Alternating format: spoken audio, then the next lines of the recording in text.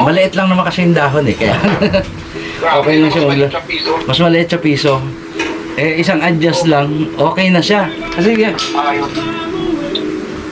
sinisilip ko gitang-gitna eh. Kasi dahon siya na dahon siya na medyo yellowish na yung pagkadahon. Tapos butas na butas yung gitna.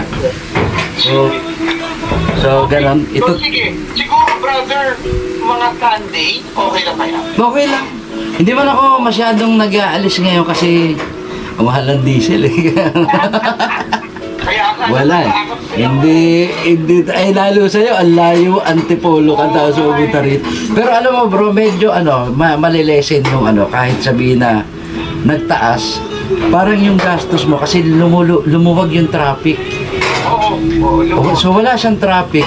Parang kung tumaas man siya, yung kung titingnan mo yung expenses, parang halos yun na rin.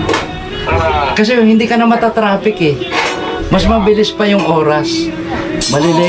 Malilesen pa yung travel time. yes. Kaya parang medyo okay na rin. Medyo okay na rin. Oo. At least Ipabalita ko kay Richie na na for final testing na mamaya yung barrel, tas pick up ng Sunday. Itong sa'yo, sure nang okay na. Yung sa kanya, ngayon ko palang ulit iti-test yung silencer kung matibay na siya. Okay. At saka malamang Pinalitan mo ng laman? Or... may pinalitan ako yung mga nawala. okay. Yung mga nawala, pinalitan ko. Ang ginawa ko lang, ang pinalit ko sa kanya yung scotch